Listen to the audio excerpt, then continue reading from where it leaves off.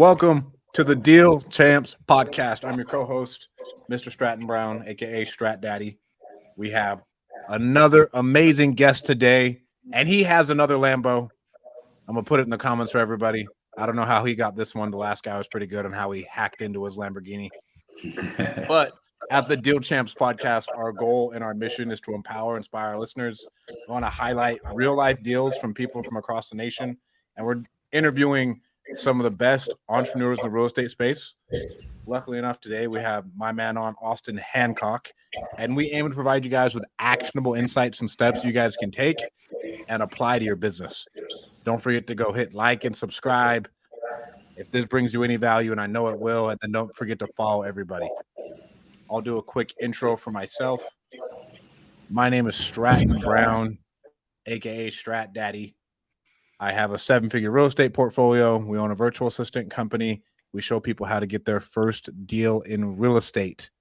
And I got started playing football, had no life skills. And luckily enough, I was reading some books and I happened to meet a dude who told me he wanted to buy a jet, and it's been history from there.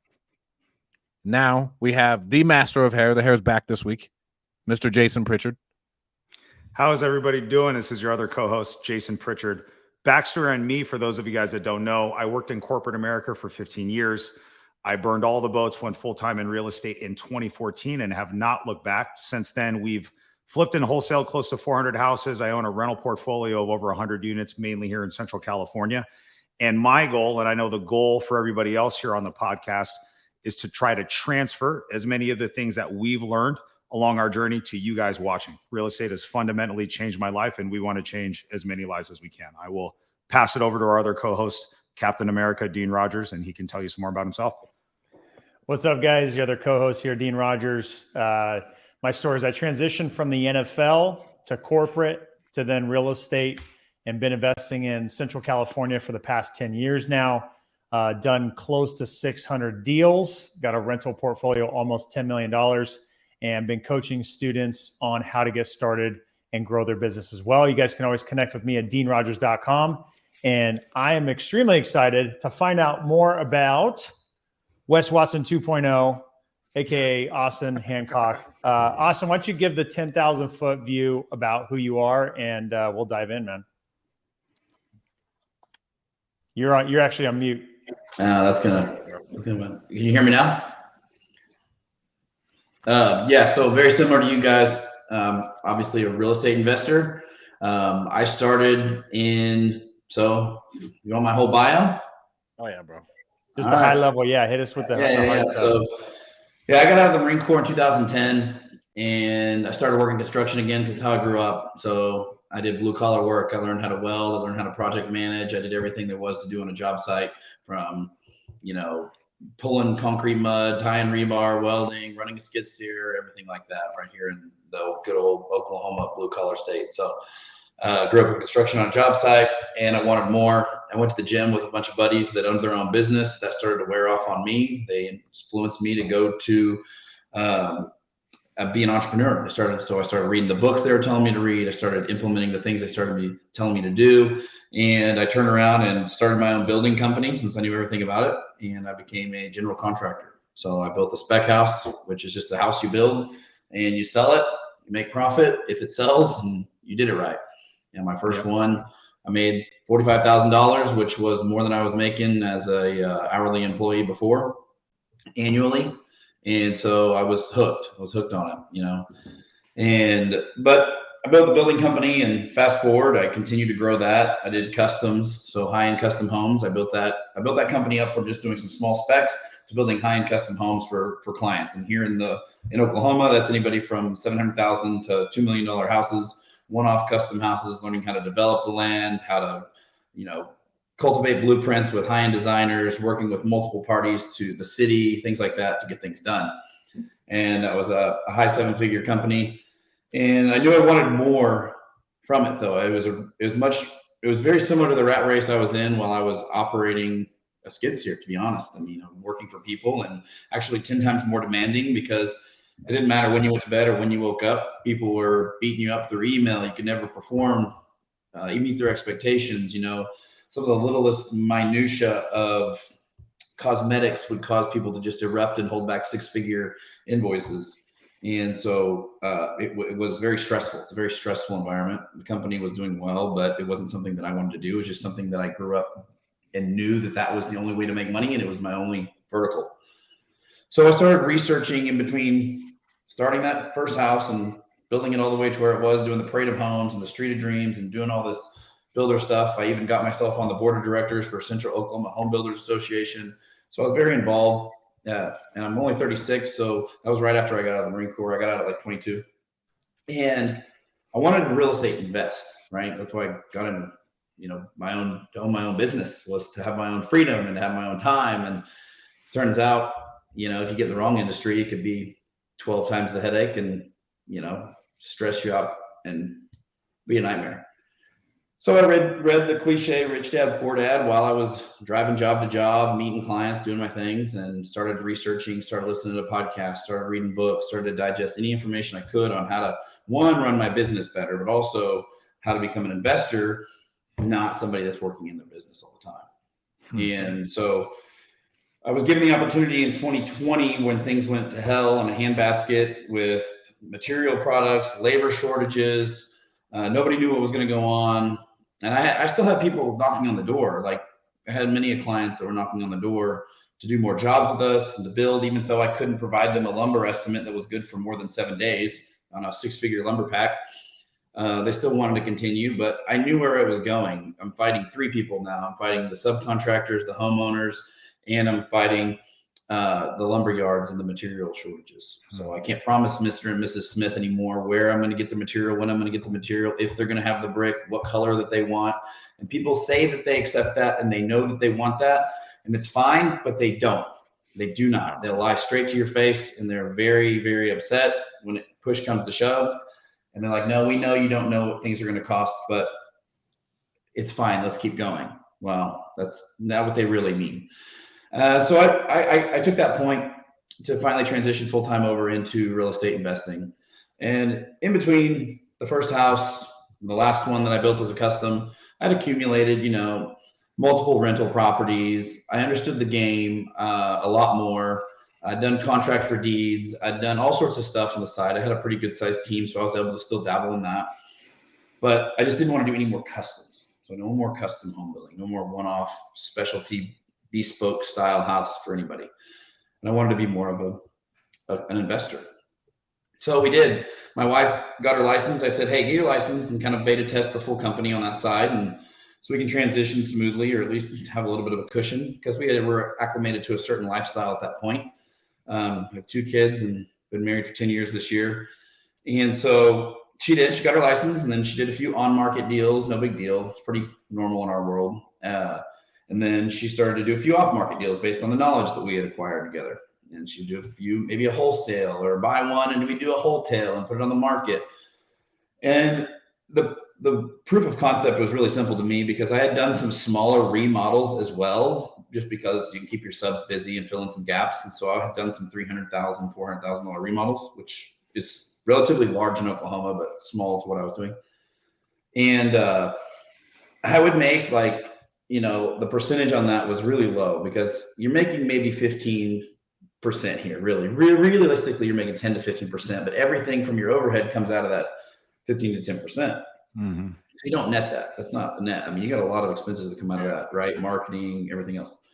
And so when I was looking at the numbers, and she had done one wholesale deal, and made $25,000, and I was doing a remodel that took me 8-10 months. And I was looking at the numbers in the back end. I was like, we're going to make almost the same after all this. And I'm going to spend another year warranting this product. And so that's the very 30,000 foot elevation of how I became a real estate investor full-time now. So what does the business look like for you now, Austin, right? So we come from, it sounds like, a very active, high-level construction business. I'm assuming that was what was bringing income in to then do the investments that you were doing. Now we step away from that. So is it more flip and wholesale? What is bringing the big pops of income in now to go help you advise some of the longer-term investments that you're doing? Yes. So since it is a full-time newer situation since 2020, right, we're still ironing that out. And I know that multiple other investors are still ironing a lot of that out too, because of the way that the market shifted from 2020 to where we are today. So we've been able, but the benefit to that is, the benefit to us having quite a bit of an education in the space prior to taking the leap, is that we have a lot of tools in our toolbox. So we do a ton of, I shouldn't say a ton, we have a tool that we use a lot. We do contract for deeds. So we'll do creative selling. And what that is allows us to sell a product, maybe a flip that we've owned for too long, that we don't want to keep anymore, that someone will put a cash down payment on, and then we'll finance the house for them, and we'll essentially arbitrage the interest rates. We still flip very lightly because the market's a little bit volatile, but we only play in the affordable housing space. So funny enough, me coming from high-end custom homes in Oklahoma, I really only buy and mess with things under $250,000 here. And I like to have 3 exit strategies. I like to be able to flip it, refinance it and rent it, or contract for deed it. So worst case scenario, I mean, at one point, 3 months ago, we had 13 flips going on at one month. And some of those we ended up peeling off as contract for deeds. Some of those sold as retail properties. Some of those we wholetailed and we didn't end up doing any budget on them. And so having those and the education in all of that is really how we've been able to slowly and steadily grow this company. We started out adding the wholesale facet to the business, and we still like that, but we were very heavy in the marketing side. And so I think I'd like to pull apart the wholesale side versus the buy and holds, fix and flips. It's 2 different machines due to the fact that one's a marketing and sales company and the other one is an actual real estate buying company. Yeah. He's You're muted now. That might help. I want to go back to your conversations in the gym. I think that was one thing that I picked up on. You said you had conversations in the gym that took you from being in the construction field and doing the hard blue collar work to doing this on your own. What kind of conversations were those like? Who were the people? Walk us through that. Yeah. So to rewind really far back, like 17 years old, I was like, Strat heard my story the other day when we were in Riverside, but I got in a lot of trouble in high school, just a typical 17-year-old kid full of piss and vinegar. The Marine Corps was really the best place to find myself at that age. I had 2 felonies and 2 misdemeanors just from fighting and drinking and doing stupid shit. And so the gym was kind of the place that I wanted to, we watch all the hero movies, the Get Big, the Arnold stuff back in the day. That was kind of our 36. I guess I'm aging myself, but we were still on the back end of that. And so I wanted to, be the muscle guy. I want to go to the gym. I want to do that kind of stuff, So I sought out people that were bigger than me. I just went to the gym and started looking around and found the dudes that had the physique that I wanted to have and asked questions. I was just that pestery little 17-year-old, 16-year-old kid asking all the questions, man. What are you doing? Watching them lift the weights. Why do you do that? What are you eating? That was the biggest thing. What are you taking? What are you eating? All these questions. Those questions eventually evolved into being like, a relationship with these guys, right? Like they felt cool that somebody else thought they were cool and learned a little bit about them, just the local gym guys. And then I built a relationship with some of these guys who are in their mid 40s now, so about 10 years older than me. They're still really good friends. And it just so happens that 2 of them owned their own business. And I noticed their flexibility in their gym schedule, and I noticed the cars they drove, and I noticed how relaxed they were for the most part. But I also noticed this was still cell phone era, so they were able to kind of work, pick up the phone, walk away, get back, get at the gym. I was just so blown away by this because even though I come from a family of entrepreneurs, my dad owns his own business and is in construction, it still was. He's very traditional when it comes to being on the clock. So he was at the office all day and he got off at 6 and not a gym guy and didn't live the flexible lifestyle. So I would ask the questions next, like, what do you guys do? And how do you do that? And just kept going. So they went from asking how to gain more muscle and do my thing to, how do you guys drive what you drive? And how do you think the way you think? And those conversations started to sprout. And I would bitch and moan about my circumstances. And especially after I got out of the military, they watched me go and they watched me come back. And like, dude, you got all of the things it takes, and you've been doing this for so long in construction. Why don't you just start your own company? I never thought about that, honestly. Even though I come from a father who was an entrepreneur, it wasn't like he was like, you know what, son, be a project manager and work your way up and own your own business. It wasn't really the thought process. But they did. They told me to, and I was like, that's a good idea. I'm going to do it. And So those were the conversations that were being had. But I saw the life that they lived, and I saw the things that they did, and I perceived the money that they were making and how they lived. They went on vacations and doing things that I couldn't fathom doing, and so I started asking those questions. Those were the conversations that I had. Were they really that not stressed? Like, were they really just chilling? I think it was perception, I think they're still stressed. Yeah. One of them owns a landscaping business, does really well. He continues to run it now and does very well with it, and multiple, horizontal growths off of that. And the other one, funny enough, this is before I knew anything about real estate, before I even started my own building company. He was a short seller and a wholesaler, and I had no idea what any of that was. And he's one of the first people I bought a property from, and he marked it up. He said, "I'm making money on this property." I'm like, "Okay, how much?" And all I could think of with the scarcity mindset was like, "How much money are you making on this deal? And why don't you just give me the deal directly?" And I just didn't understand I didn't understand the business at all. Like, I'm like, "Why? You're my friend. You're supposed to be giving me this deal." And obviously I bought it anyway, and I bought a few more from him. And he's like, "I'm making like 10 grand, 12 grand on these, I'm selling to you." He even showed me the banker to go get the loan from. And at that time when I started out, and it's kind of what I teach now in my coaching, is, the good old traditional small bank lending, where you can go out and get a 70 to 80% ARV style loan. They'll loan you the rehab money. They'll loan you the purchase price as long as you're under a certain parameter of debt to, the ARV. And that's how I bought my first rental. So I was like, I can go buy something with 50 grand. The bank's going to give me the 50 grand. They're also going to give me the 20 on draws. I'm going to put the 20 into it, and it's going to be worth 100, and I'll build the equity into it. And so I accumulated, 5, 10 properties that way. Bro, when did you get into the fancy cars? What was your first? I've always been a car guy. Talk about the Lambo, bro. The fancy cars. I mean, I drove like 69 Chevy in high school, lifted my own trucks, always was the car guy first. So it's not like an Instagram thing. I've always been a car guy first at heart. I've had Chevelles, I've had Lincoln Continental suicide bag door. I mean, I've had drop top caddies. I've had a lot of old cars, but I can tell you what, having kids and getting older, I like the newer ones because the air conditioning works. It starts every time. It's just much more convenient. So I'm all about, my heart still is with classics and muscle cars, but it's just, you got to have a fleet of the ones that run first. Even if you have the nicest $150,000 resto mod car, there's still a potential chance that battery's dead and there's something wrong with it. Yes, sir. Yeah. So what made you do custom homes at the time? I know construction was your background. Is that the only reason? It was just like, I'm going to do spec houses and build it out and do custom? No, so it starts like this, and I'm going to say it typically starts for most builders like this in our area, and probably other ones. You build a spec, somebody comes along and says, "This is a beautiful home, but it's not in the area we want." And you say, "I need some work." Where do you want one? And then they turn into a custom home. And so that's how your business starts. And you're like, "I'll do this for you." And then you negotiate it. And then it just scales up there, and they tell their cousin or their sister that moves to town, and then you get another one. And so that's the real reason, is because one, I grew up in the custom home space. So when we were doing the welding and I was doing the, project management and operating a skid steer, it was around all high-end stuff. So I didn't grow up in the production space. I grew up in that space. And so the one spec I built had probably a little bit more bells and whistles than the production person next door.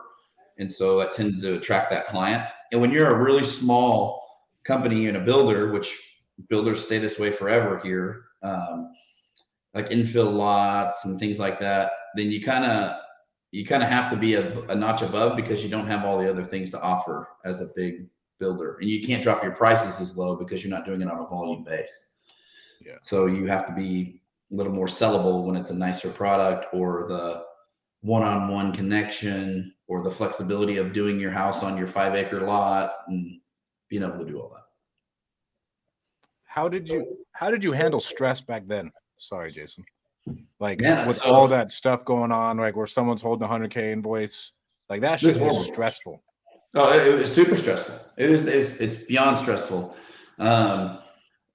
I started that business in 2014 building, and I got married in 2013, and my first daughter was born in 2016. My second daughter was born in 2017. So I had it all just hammering at me. I just kept going. How did I handle it?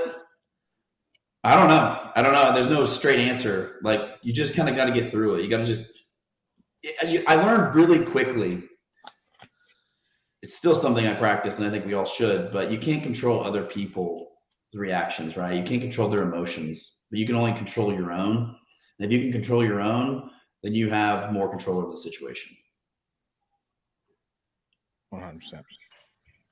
Austin, so I think a lot of people looking outside in are going to say, oh, he's got all this construction experience. It translates very well over to real estate investing. You know your numbers, you have all that dialed in, right? What about, for me, I came from a sales and marketing background. And on the front end of this business, I always say it's very sales driven, right? You need to understand how to generate leads, negotiate with those leads. So did you struggle with that as a construction company owner, or were you always good at talking to people, generating business? How did that transition into, how did that transition work out for you? I didn't struggle with it personally. I've always been able to talk to people. I'm really, for the most part, outgoing person. And I really enjoy that side of it, but I didn't understand any of what you're talking about. Like, you come from a world of sales and marketing. I didn't understand any of that. Most of what I had in construction business was referrals. Like, the most marketing, most small time builders do is to put their logo in a magazine for the parade of homes, right? You're not understanding anything else about it. And then you ask, of course, which is what we all do in our own world, you ask the builder next to you that maybe you think is doing more than you, hey man, how are you marketing? And so you're not really asking the right people. And so, yeah, I would say overall as a company, I struggled. I didn't know. I had to learn a lot of that. I think what you're getting at is that some other people would have to learn and understand the construction side, right? Like, that was just one of the things that I leveraged because I had that experience. But one of the things that I didn't do, which is shocking to most people, is I stayed away from everything that was high end.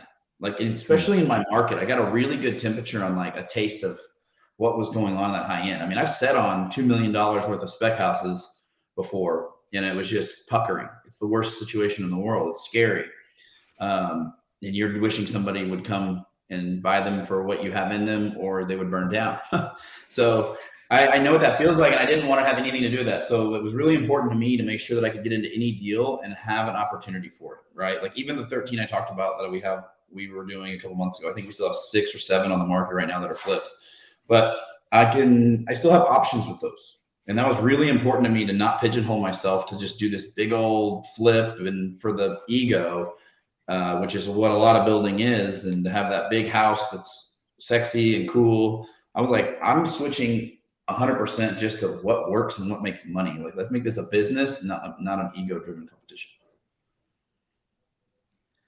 I've heard you say contract for deed a couple times, and it's something that you don't hear at all really in our market. You other guys can correct me. You don't see a lot of people doing that, right? And so I think, what can you explain to some of the people that are listening that are looking for some of these creative options, right? Because we're always trying to put tools in our toolbox to navigate some of the volatility that we have in our market. So give somebody that's never heard or understood what contract for deed looks like, what does a typical deal look like for you, and how would you kind of explain it to a layperson?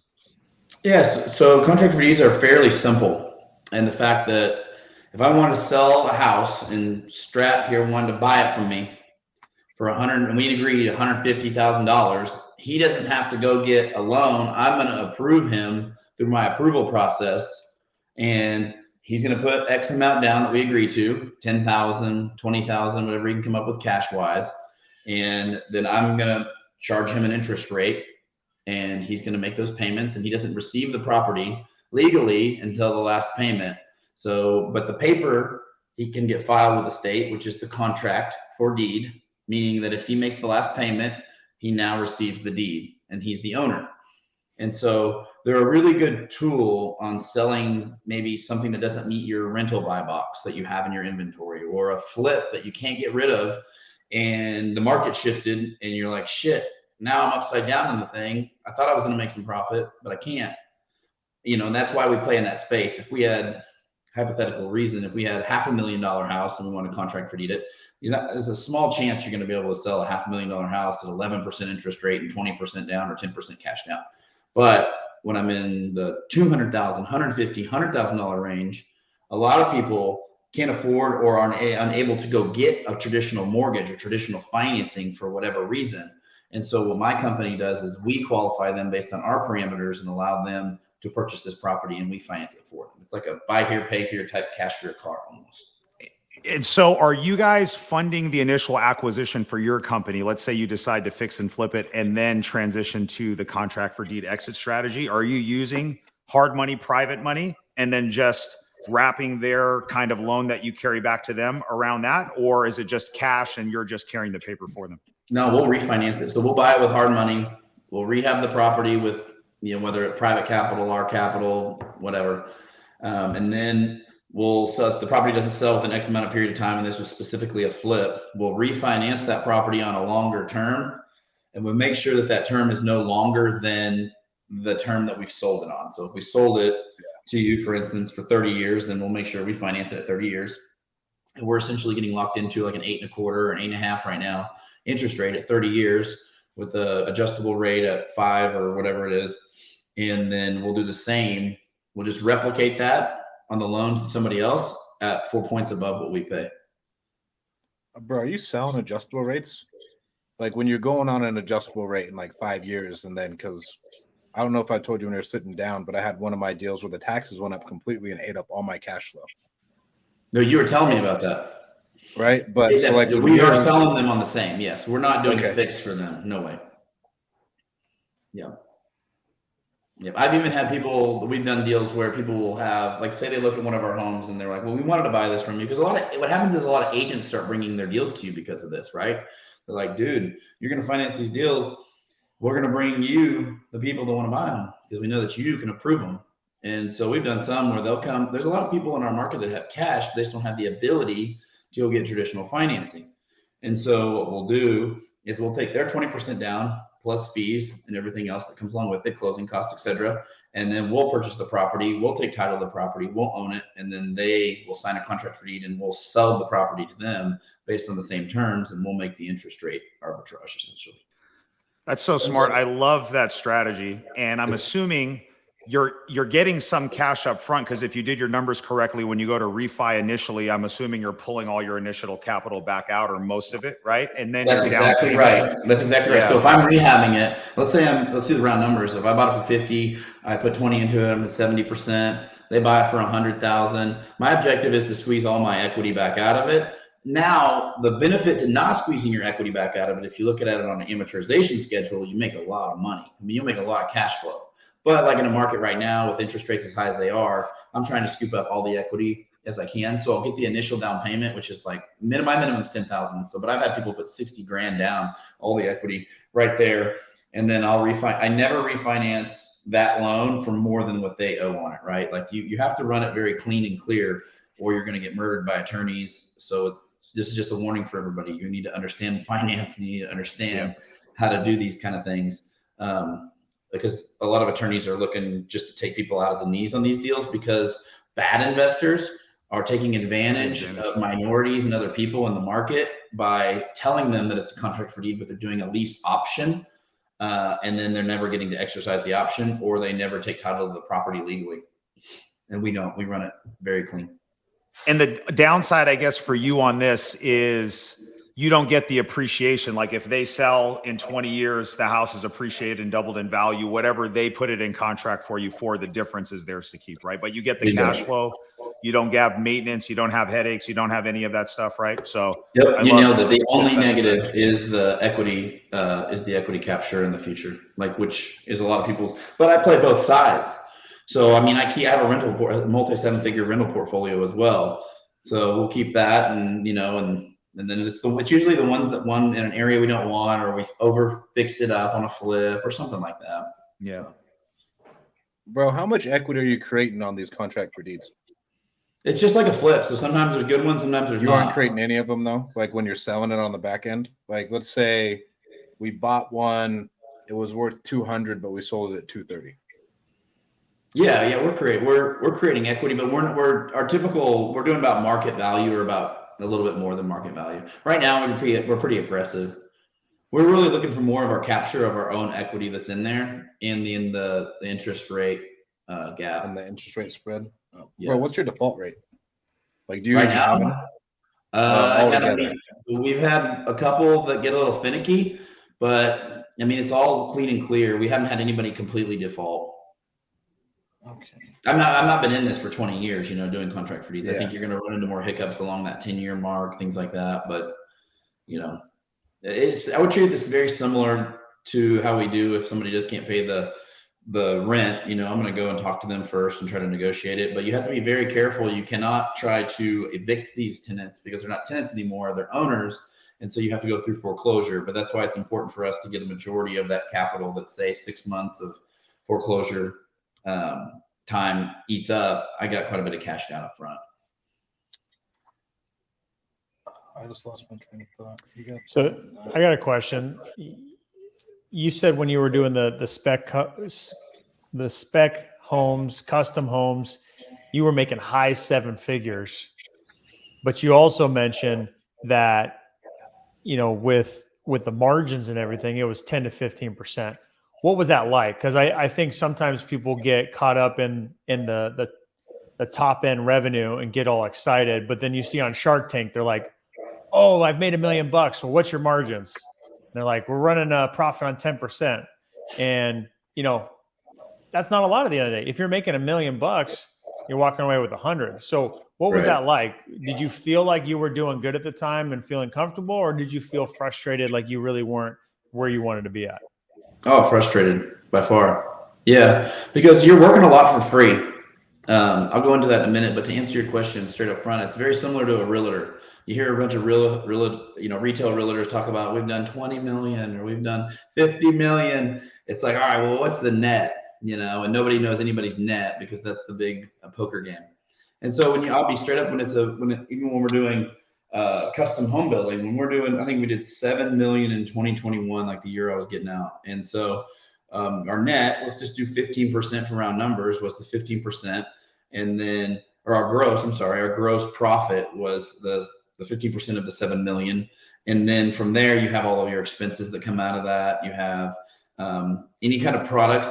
When you're working with those kind of clients, they're not paying for this. You're not paying for that. The guy made the mistake. He can't afford to pay for it. So you're eating that, which is a fat margin, just to get things done and get over with. Warranty items, obviously, try to fall back on reputable vendors. But a lot of times it's a labor error or a human error. And who's eating that? Me, because the client never wants to. And you don't want to get sued by somebody that can afford a $2 million home in Oklahoma that's going to drag you through the court. So you just want to keep it going and cordial and keep your business moving. And so the margin at the bottom, at the end of the day is not that large. I don't know the exact number. I have to look at all of that, but it was good money. Don't get me wrong. Living in Oklahoma in my mid 30s, I'm doing great, more than most people that graduated college or anything else around me. But at the same time, was it worth any of the stress or really making the kind of money that I'm looking to obtain here in real estate investing? No. You mentioned something earlier about warranting the properties too, right? Because once you're done, you're not really done, right? And so talk to people about that. Like when everybody looks at like these $1 million houses and all they see is the cool stuff on Instagram and not like the reality of having to go back and warrant work for a year or 10 years or whatever, right? So you have any horror stories with that stuff? Oh yeah, 100%. There's never we go off of the standard guide from Central Oklahoma Home Builders Association, which I was a member of and also on the board of directors, like I said.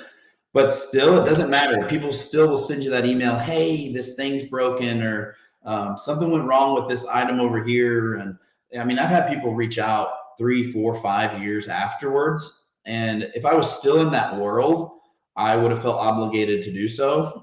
To fix those things because I still felt like my reputation was on the line.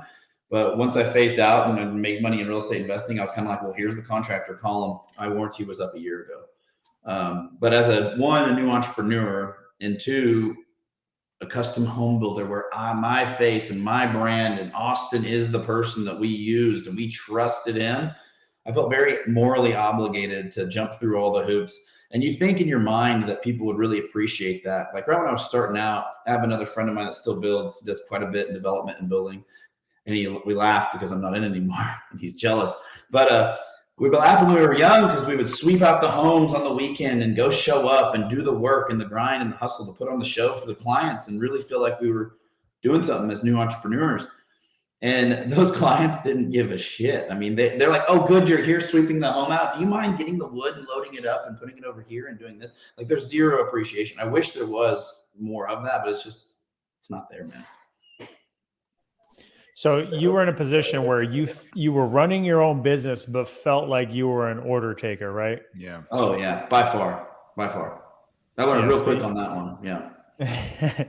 So what did that feel like, and what did you have to do, personal, like, you know, physically, mentally, whatever you had to do to transition to that business owner? Because you probably got into this habit of, you know, doing a good job at what you were doing and being used to taking orders.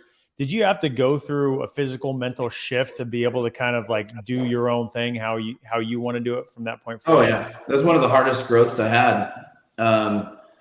One, it wasn't my nature, so I tried. I mean, I really didn't. I mean, for lack of a better word, straight up frank, I'm like, I don't give a shit about one of these people's opinions a lot of times. Like, but I felt I needed to. One, I have a family. Two, I started a business. Three, I have a pretty good moral compass, and if I say I'm going to do something, I'm going to do it. And so I had this moral obligation that I was torn with to get these things done. And I think sometimes, especially in that space, people will play on those and they'll push you as far as they can to get whatever they want of their agenda done. And so I had a struggle of getting out of that. Plus, I had my buddies on one side that were my gym entrepreneur mentors. Mind you, this is before, like, when I got started, like YouTube University or podcasts or anything like that. I mean, you had some podcasts like Bigger Pockets and books, but it wasn't as popular as it is now. This is 2014, 2015, 2016. And I had my dad, an old school entrepreneur, very, very much so, like, you do whatever it takes to make these people happy. It's your life on the line. It's your reputation. And so growing up with that, I ran my business that way. And that was hard because I would ask, not necessarily for advice, but you talk to people, family one, my dad, and I would talk to my buddies. My buddies would be like, no, man, we don't do that. You need to just tell them to do this and this. Much more business oriented. They're a little younger. Then I would talk to my dad and he'd be like, no, you need to go over there. I don't care if it's 9 o'clock at night. If their faucet's leaking, it's your responsibility. You know, you broke that. You know the plumber's not going to do his job. He's an idiot. Like, just very much so how I was taught. Very blue collar. Absolutely. And I was like torn, you know, I was really torn. So it was a hard transition. It was a really hard transition. Bro, what was your biggest lawsuit that someone came after you? Like, I always wonder about that with these like spec homes. Yeah, where they do have a lot of money. It's expectations, man. Anybody can sue you for anything. I mean, if anybody's been in business long enough, you're going to get sued because they can sue you for anything, whether they're completely wrong or you're completely wrong, either one. And so it's expectations. I've had people legitimately think that they're going to, what's the best way to word this? It's the best that they think they're going to get something for almost nothing, like an unreasonable number. And you will say to them, or even have in writing, that this is an estimate, I don't know. And then they'll have this massive expectation that you're going to be able to do it for that number. And then when you're like, hey, you just added another room to the home, or you said that you weren't going to finish out the floor upstairs, now we're finishing it out. That's why these cost overruns are getting there. Remember, we did another 3,000 square foot on the second floor. And you're requesting hardwood and marble in the bathrooms. Do you remember, Stacy? And she'll be like, yeah, I know, but you set a little bit more. I don't remember a lot of it more. And this is over X amount of dollars more. It's just that, the conceptualization. And you can't paper it up enough because they don't care. When they want it, they want it. And they want their husband or their family to figure it out. And people are very irrational with that. And they're like, well, I'm not paying it now. Well, I'm like, well, the wood's up there. You already selected all the paint. Like, I don't know when you thought that this was for free, but it's not. It's wild. You think that's crazy, but it's facts. Oh yeah. Well, service-based businesses are completely different. Most real estate investors don't even know anything about it, because like it's really just a like real estate investing is a lot more turn and burn. Yeah. If you're flipping and wholesaling. Yeah. Bro, in a service-based business, you are getting your absolute balls kicked in all day from both sides. So yeah, the big thing is we're not fleecing clients, dude. And that's the thing that you said. And that's the reason why I think all of us like the investing side 100%. Is because we run the business. We're our own boss. Like, I'm a licensed agent. I have a number of agents that work for us. I'm a terrible agent, because if you want to be the best agent, you're basically working on your client's schedule, and you have to do showings when they're available. And it's just, for me, I'd rather focus on the investing side. So I think, You work for yourself, very right? insightful comment. That's right. Yep. 100%. Go take it, Dino. All right. I was going to say, being where you're at now and coming from where you came from, and, all of the belief systems that you had, do you ever wonder why you've had the success that you've had? Or is it like, has it become very clear as to the path that you took as to where you're at now? Like, do you feel like it was just pure luck? Do you feel like you willed it to happen? Walk me through kind of like where your thoughts are reflecting on where you're at now and where you came from and what you believed growing up. It's something I kind of posted about today, and I think the opposite. Because where I want to go, I don't feel like I'm near close enough. So I'm constantly living in the future of where I really want to go. So for me, I'm behind on a constant basis. Like every day I wake up, I feel really, really behind. I don't feel like success. I don't feel what I have today. I can almost, like, I'll give you an example. We talked a little bit about the exotic car in my Lamborghini. Yeah, man, it was cool for like a couple of weeks, and it's still cool. It still gets me a little bit excited when I cruise down the highway with the windows down, every once in a while. But I mean, it was like, it's like anything else. You obtain it, and the excitement's gone. Like, what's next? What's next? What's next? And so that's a double-edged sword for us driven entrepreneurs and people that want massive success, because you have to be present and enjoy, especially for me as a father and have a family. But at the same time, what gets me to where I really want to go and is the constant vision of the next place, of the next thing. And it's not materialistic. I don't want people to take that as it's just materialistic, but if you're not constantly progressing, then you are technically failing at some point. And I don't think some people agree with that, but I feel so. I agree. You were a professional athlete in the past. You can't stop playing as good as you were one day and decide to just kick back and pat yourself on the back for winning the trophy as a junior high guy. Like, no, what's the next thing? Just get mopped up if you get out of the way. I think we're all wired the same way, dude. Like, I feel like I remember getting out of corporate America, like when I was 33, and I can remember thinking, damn, I am getting such a late start to this. It's like, I have to go so hard right now for the next 10 years to just catch up, because I felt like I wasted my entire 20s, like 20 to 30. Yeah. I just, I didn't really do anything, and I always beat myself up about it. And there's a balance I think we have to find between like having that gear and operating with a sense of urgency all the time, and then also being grateful once we've attained some of these things that we've done, right? And living in between those two spaces when we need to do it. Have you guys read the book The Gap in the Game by Dan Sullivan? I know it, but I have not read it. I know that is the best book on that whole subject of not quite just stabbing yourself all the time because you're like, man, we should be so much farther. We should be doing so much more. And then, like how we were talking about before this, be grateful for the problems you fucking have. Because a year ago, you were asking and begging for those problems. That's so the truth. Just embrace the problems. And like, oh yeah, like, so I have come a pretty long way. It's okay. So I got one for you. I saw your Instagram today, and there was a specific reel that you had that was talking about saving money versus spending money. And I think you were standing in front of the Lambo, and you said something along like, if you're saving, you're losing, I think is what you said. Yeah. Tell me more about that. What are your thoughts on money and using it as a tool? Do you feel like go ahead? Yeah. No, you go for it. They've had to change, right? Like, in order to get where you've never been, you have to change the way you think and who you are. If you're married to your concepts and ideas, then how can you ever take the next step to become somebody else and to achieve more?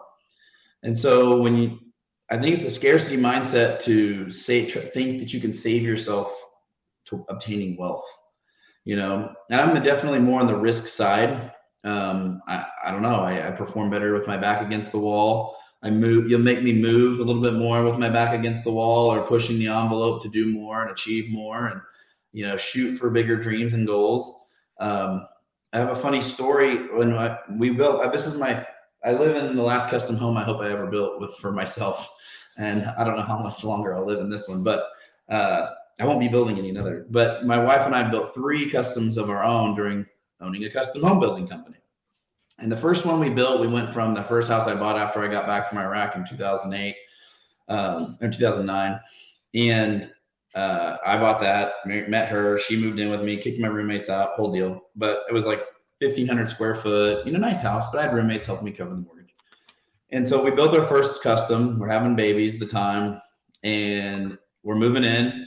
And I just remember going through this neighborhood that like I would see older people driving in, or living and walking in. And I say older people, they're like 50, 60. Some people were retiring in the neighborhood that I had built this home in. And it was like, I think I sold the house for $560,000. And in Oklahoma, I mean, that was almost a 4,000 square foot house, 4-car garage or 3-car garage. Very nice home. I had all the bells and whistles, gated neighborhood, park, pool, playground, everything. And I think I was maybe 30 or 30 at the time, or 31. And I remember just feeling like scared, and not scared for the payment, but I felt scared that I could get complacent. I felt really nervous. I told my wife that. I said, is this it? Like, is this where we die? Like, cause you look around and these people are like happy that they've achieved this. And so I couldn't see any bigger at the time, but I just didn't know. I didn't understand, because it was really big to me, but I was also scared that that was the only thing. Like, this is it. Like I'm going to surround myself with people that are happy at being at this level, and it was just, that was really eye-opening to me. And it's been a concept I've had for my whole life, I guess, since then. But to hit back on saving versus to wealth, it's not possible. You can't logically think this one out. And that's where most people get screwed up, is they take all their concepts from how they've been programmed by their teacher, by their parents, by society, by everybody else. If you want a lifestyle that you see other people living to the max, social media, whatever you see, whatever you watch, this grand lifestyle, even if you want to have more of a relaxed life in general, you cannot save yourself that concept. And I've never, ever, ever, ever like being told that I can have this or that. And a lot of people love that game. And I fucking hate that game, because I want both. Who tells me I can't have both? It's up to me. Don't tell me, well, would you rather get this or that? Would you rather go on vacation more? This is the favorite thing that people do. And this is an excuse fathers use all the time. Well, I love my family and I'm going to spend time with my family. So, priorities are different for me, bud. I'm like, no, they're not. They're not. It's no different than me. Like, I'm just going to continue to do both and provide for my family. And you're all in on both. And have a Lambo. And have a decent job. And you can give them it all, but don't trade this or that. I love that. It's not either or, it's and. And what most people fail to realize, it's way easier to make more money than it is to save the same amount of money. I mean, because like, what are you going to do? Like that, it's always the Ramsey stuff that gets me, where it's like, stop buying Starbucks, stop doing this.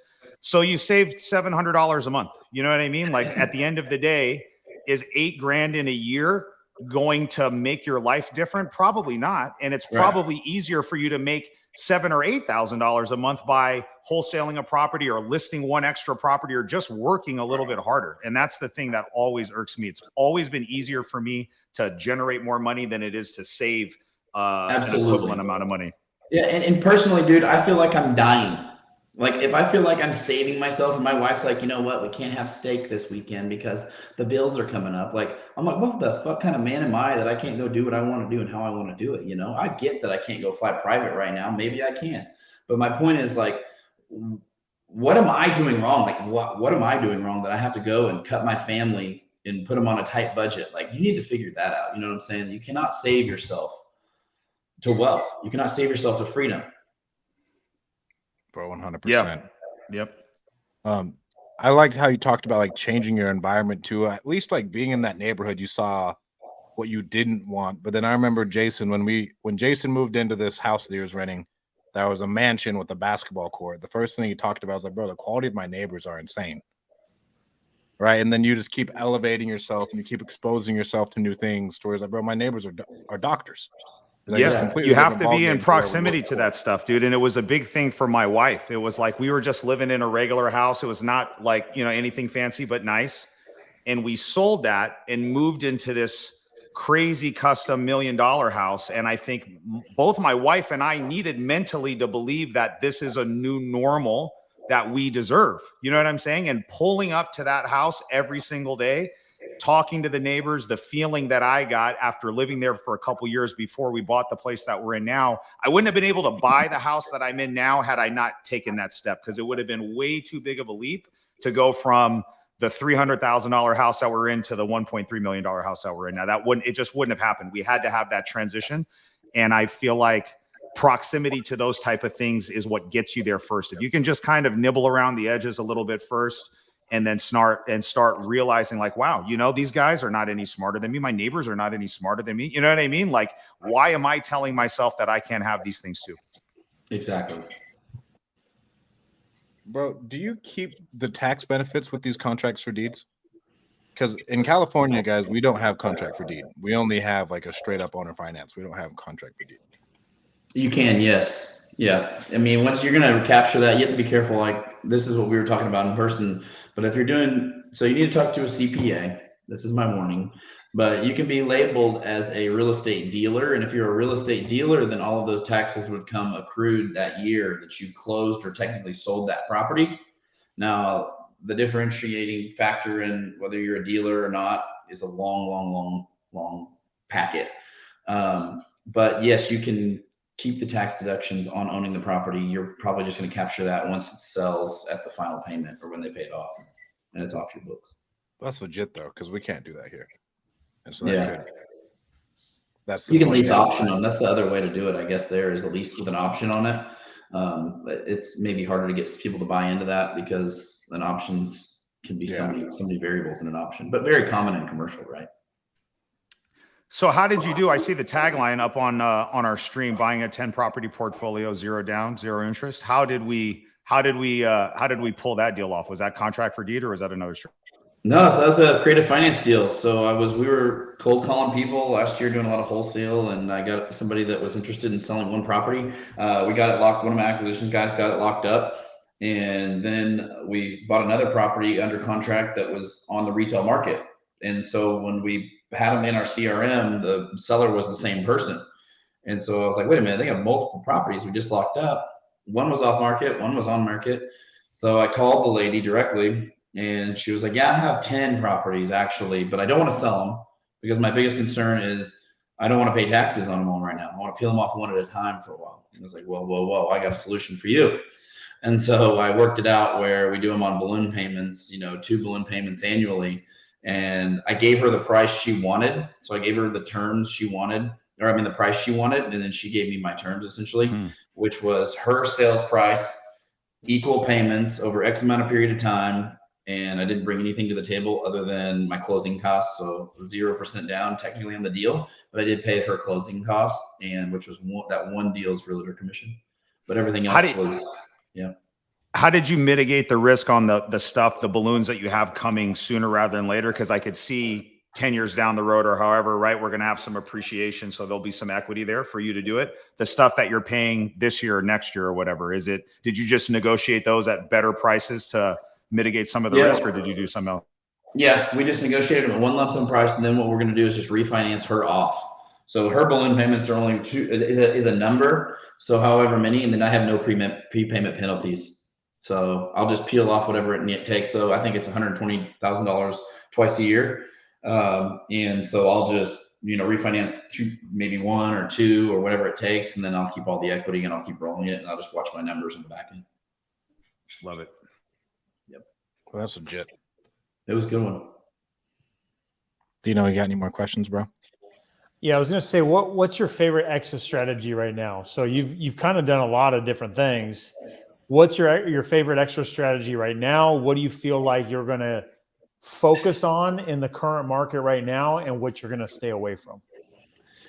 We will be doing a lot less flips, even at that price range, just because of the cash conversion cycle, how long it takes us to recoup that capital. The unvariable we can't control is how fast they get bought, and we're in the fourth quarter of the year with interest rates on a nobody knows what, with presidential elections and everything else coming up in the near future and all sorts of drama. And so my objective is to get as fast cash as possible. That's kind of where we're at. We're just repositioning to move things.